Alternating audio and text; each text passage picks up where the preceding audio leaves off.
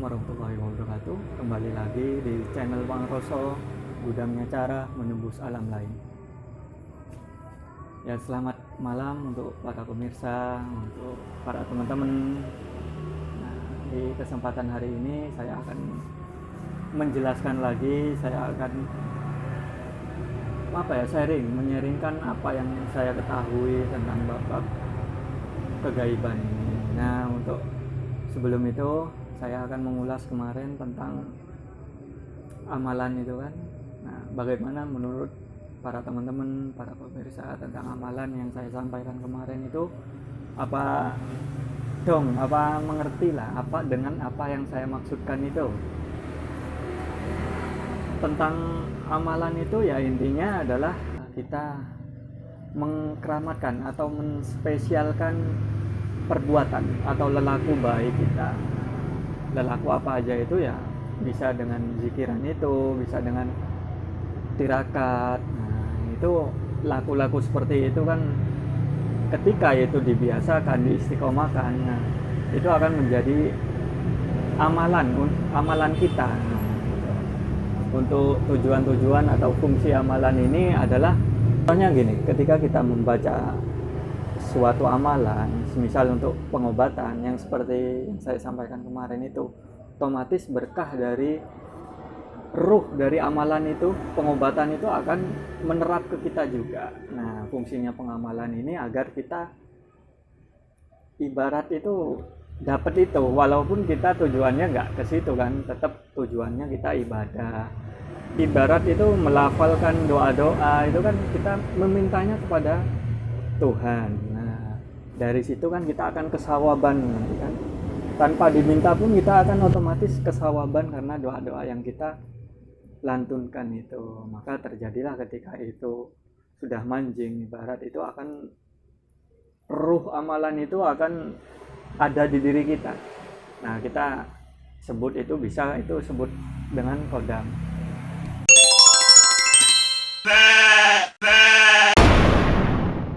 Seperti penjelasan saya di episode tentang kodam itu kan. Nah, seperti itulah, kodam itu ya ibarat jiwa dari suatu amalan. Nah, itu. Jadi gitu para pemirsa, teman-teman, untuk fungsi dari amalan itu ya gitu, agar kita mendapatkan berkah atau kita kesawaban dari ruh amalan itu. Ya, semisal amalan itu untuk pengobatan atau untuk ibarat untuk ketenangan, nah itu akan berkahnya itu akan ke kita. Ketika itu semakin kita amalkan, nanti akan otomatis kita akan mengcopy ruh dari amalan tersebut. Nah, misal ruh dari amalan itu atau maksud dari amalan itu untuk pengobatan, ya di dalam diri kita akan ada juga gitu ruh untuk pengobatan itu. Atau kalau di pembahasan kemarin saya sebutnya itu adalah kodam. Nah, itu ya untuk amalan, yaitu untuk mengulas sedikit tentang amalan kemarin itu bagaimana kan. Kalau belum dong atau belum mengerti, silakan di komen ya. Nah, untuk malam hari ini saya akan membahas tentang bab keyakinan.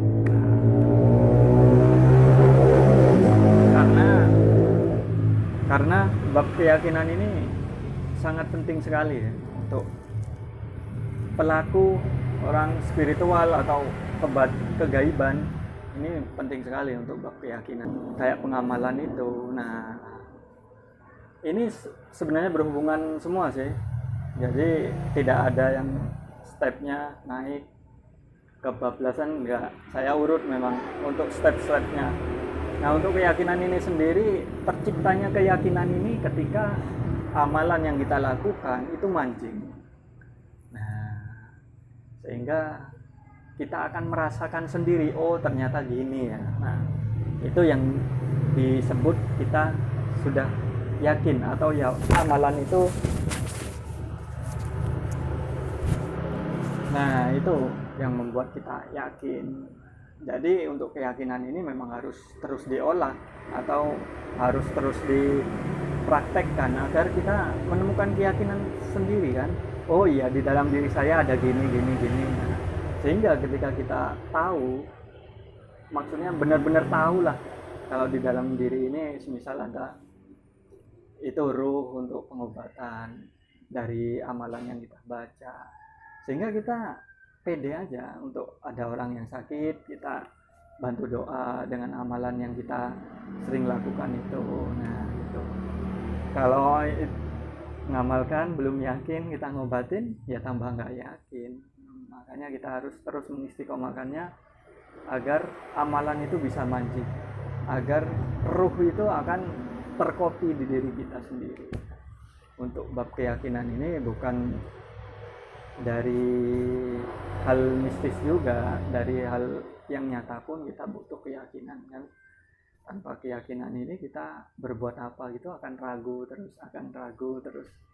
Tapi ketika kita mempunyai keyakinan terhadap sesuatu, semisal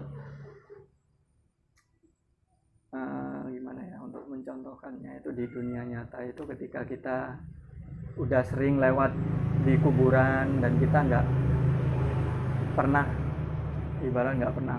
melihat penampakan di sana, sehingga ketika kita bicara sama orang yang belum pernah lewat di sana, saya biasa lewat di sana, nah pasti orang yang belum teryakinkan, belum pernah lewat di sana akan pasti serem, gimana kamu nggak digangguin di sana. Nah gitu.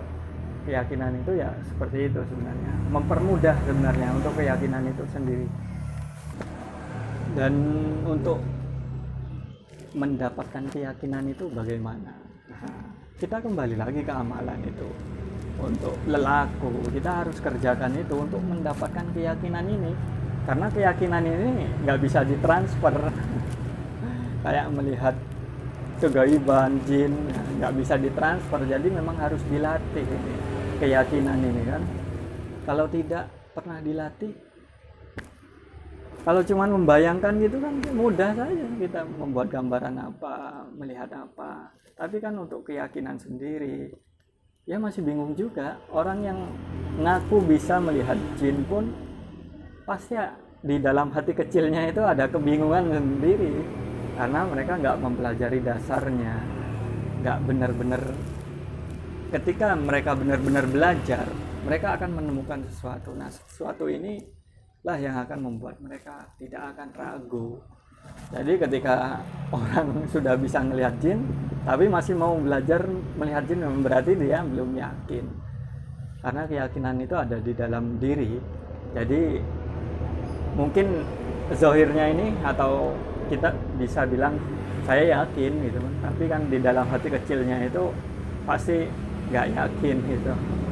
Makanya bab keyakinan ini sangat penting untuk kita bisa mudah sih, untuk mempermudah juga urusan-urusan apa. Kalau sudah yakin saya punya ini, ya udah bisa ibarat bermanfaat untuk orang. Kalau kita nggak tahu kita punya apa, untuk orang apa kita kan. Misal kita nggak punya uang, cuman insya Allah minggu depan kalau gajian saya memberi orang, itu kan masih belum yakin kan. Beda kalau sudah di kantong ada uang, ya mau ngasih aja langsung kan gitu. Intinya bab keyakinan ini sangat penting sekali lah untuk bab mempelajari kegaiban atau menjalani dunia nyata ini. Bab keyakinan ini sangat penting sekali, karena dengan kita mempunyai keyakinan tersendiri atau banyak yang kita yakini, kita akan mudah nanti untuk menjalani aktivitas ini. Kita nggak was-was, nggak ragu. Nah gitu untuk keyakinan. Jadi ya gitulah intinya, untuk keyakinan ini memang harus sering kita latihnya dengan mengistiqomahkan amalan itu. Nah sebenarnya pembelajarannya cuma muter gitu aja. Jadi tidak bisa kita melompati pembelajaran ini, nggak bisa, kita akan kebingungan nanti, step by stepnya kita akan kacau. Nah kalau urut kita akan tahu nanti, oh ini gitu. Jadi gitu, kalau pembelajaran di Pangroso itu kita lebih mengedepankan untuk mempelajari dasar dulu, seperti video-video sebelumnya. Sebenarnya dari dasar itulah kita akan tahu nanti step by stepnya, dan kita nggak akan ketinggalan pembelajaran nanti. Jadi kita benar-benar ketika kita sudah dapat patokan kan, oh ini jin itu gini ya, oh ini gini. Nah, kita nggak akan mudah nanti untuk terpengaruh oleh informasi-informasi yang di luaran itu. Nah, makanya fungsinya untuk mempelajari dasar itu agar kita yakin. Untuk keyakinan itu mungkin seperti itu. Dan ya gitulah, untuk pembelajaran kegaiban itu sebenarnya nggak susah sih. Yang susah ini menumbuhkan semangat ini untuk membuat diri ini mengikuti keinginan kita. Kan kadang orang cuman ingin tapi aduh males lah gini. Nah, suruh puasa nggak mau, tirakat nggak mau. Nah, dan untuk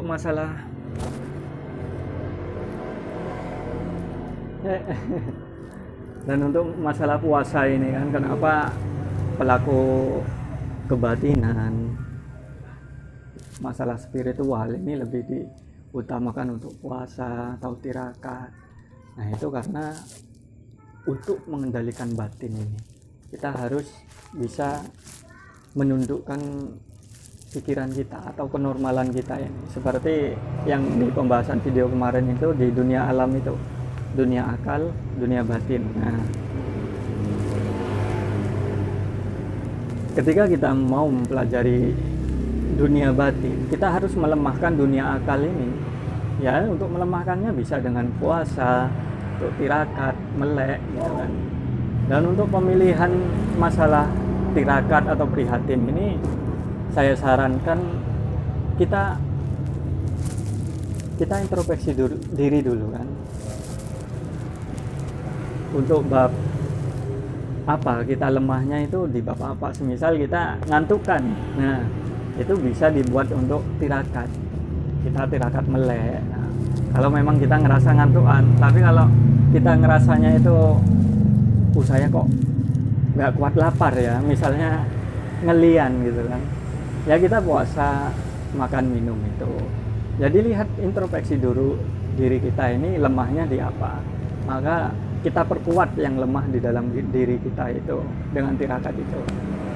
Semisal ngantukan, ya tirakatnya tirakat melek. Nah, semisal laparan, ya tirakatnya puasa biasa itu. Jadi kita untuk mengasah kelebihan kita harus mulai untuk menutupi kekurangan kita. Dari situlah kita akan mendapatkan sesuatu. Jadi gitu, untuk bab mempelajari kegaiban ini kita harus introspeksi diri dulu, kita lemahnya di apa, maka itu yang diperkuat.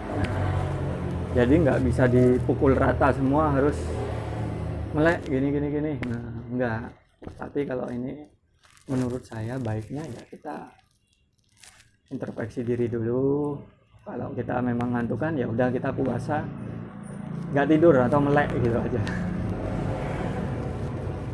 Karena dengan gitu kita akan lebih cepat sebenarnya sih, kalau itu memang kelemahan kita kan, kita perkuat kelemahan kita. Semisal kita bahas yang nyata aja lah, kita bodoh atau kita nggak bisa apa-apa, tapi kita bodohnya di matematika lah, tapi dengan semangat kita mempelajari itu, walaupun itu naik 10%, itu akan lebih baik daripada orang yang memang pintar dalam matematika itu. Usaha kerja kerasnya itu lebih baik yang bodoh ini, bodoh matematika ini.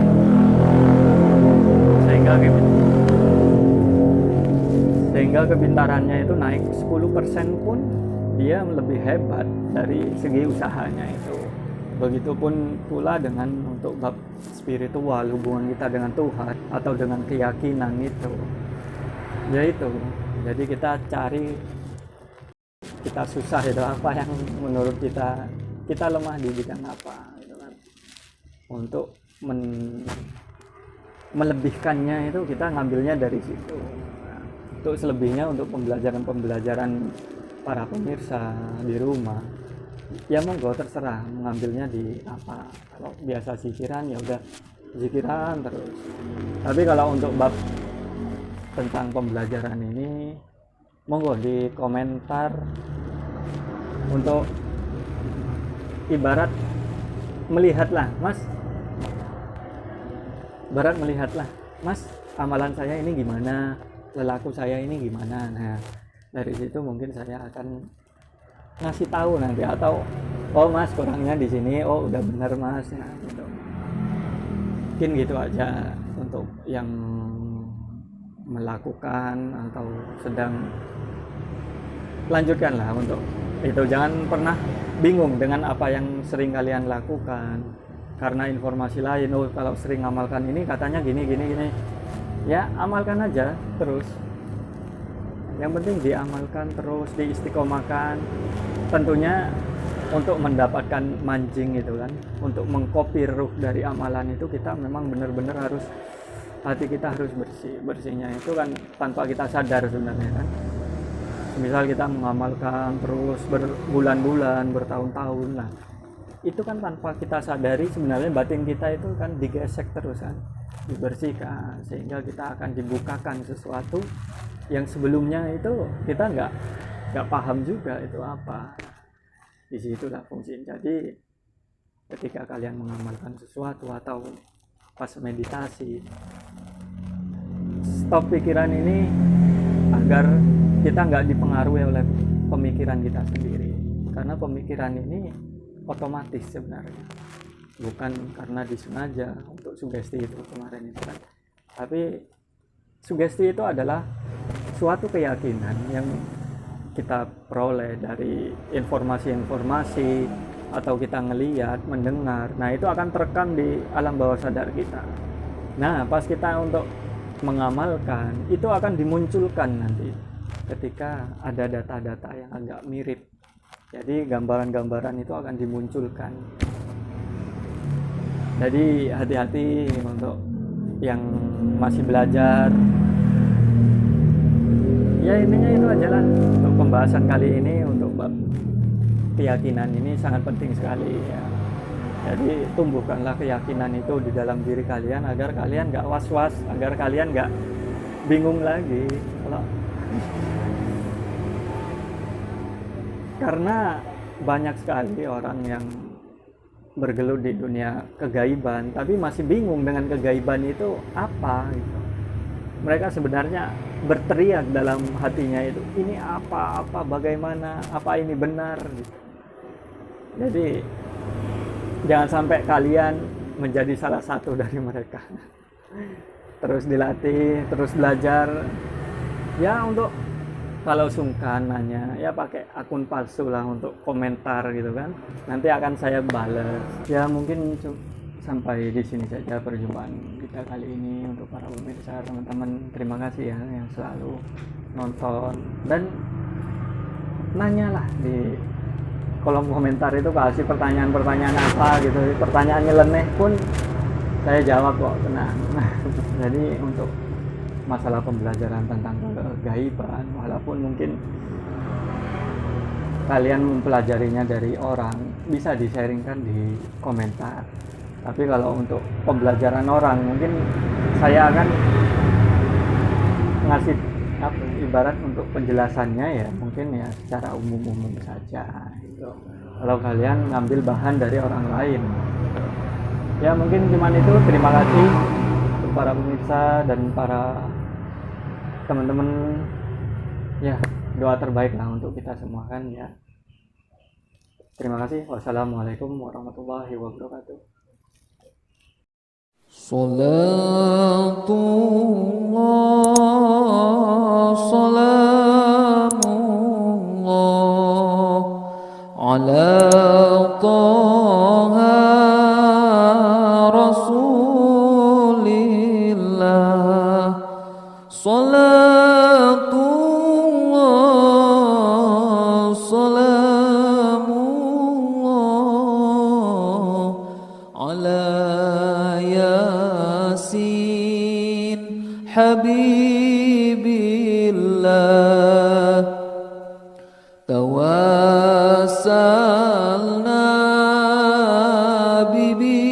bismillah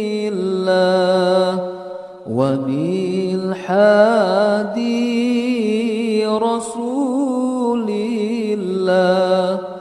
وكل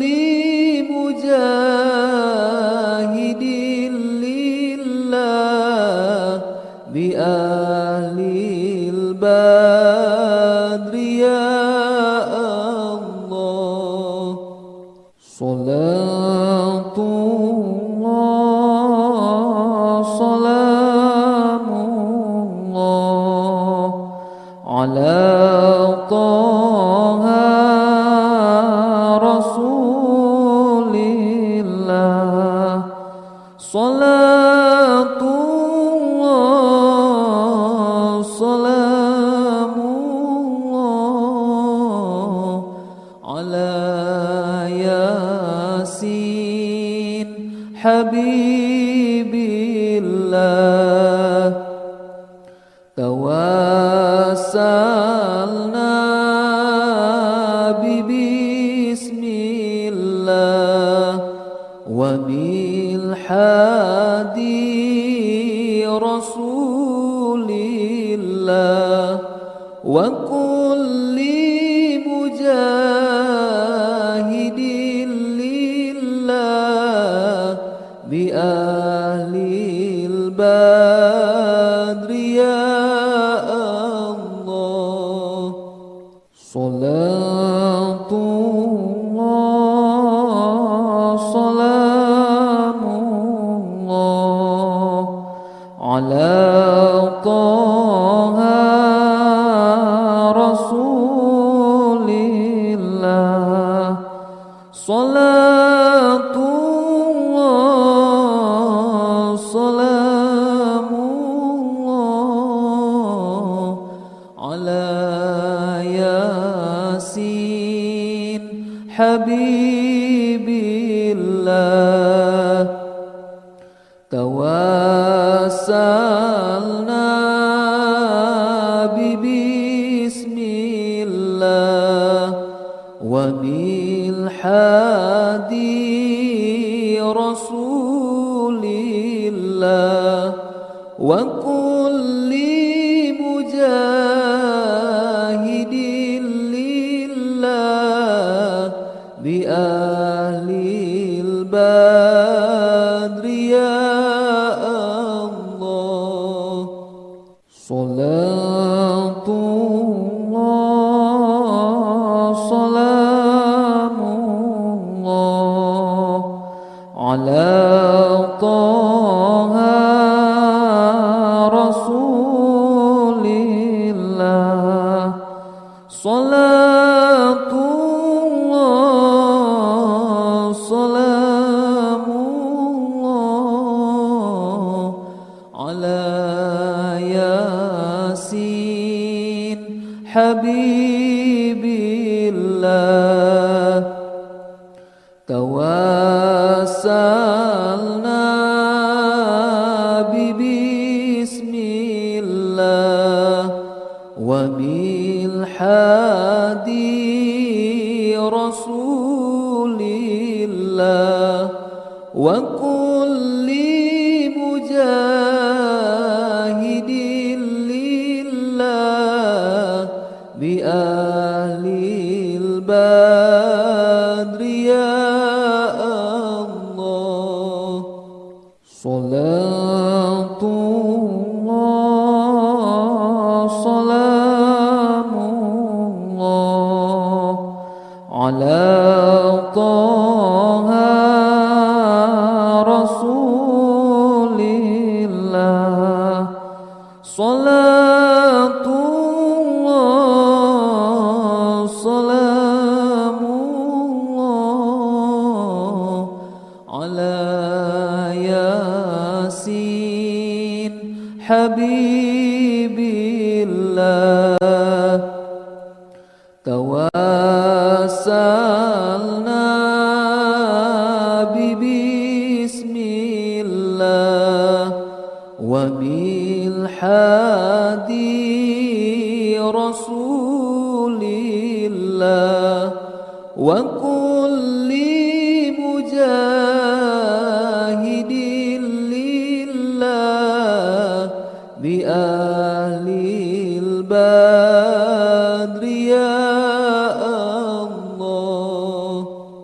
Salatullah,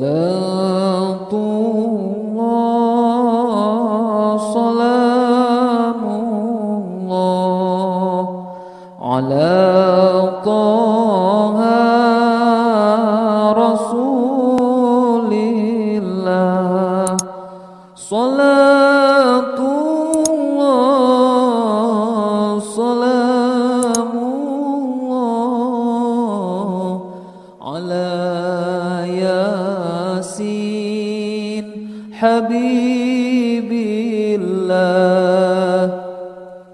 Tawassalna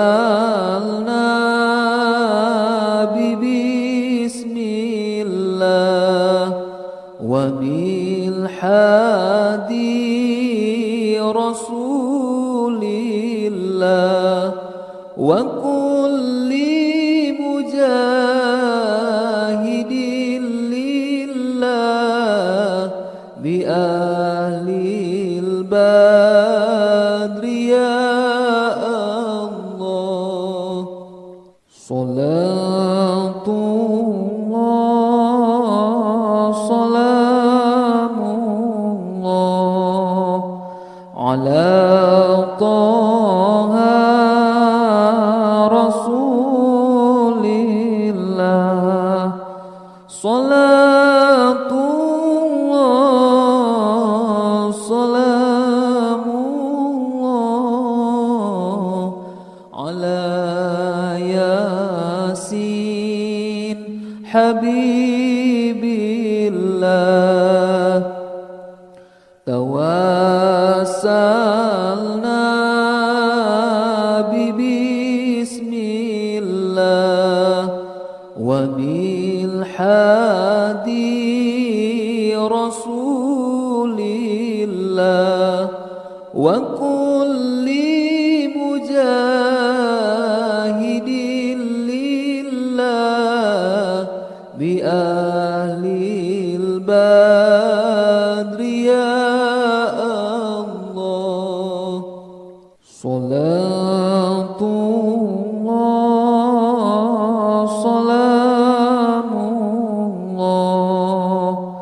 ala Taha Rasulillah.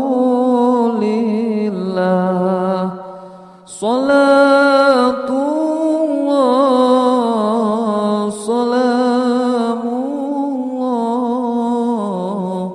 ala Yasin Habibillah. Tawassalna bismillah wa bil hadi Rasulillah wa kulli mujahidin lillah bi ahlil badri ya Allah. Salatullah, salamullah ala Taha Rasulillah. Salatullah, salamullah ala Yasin Habib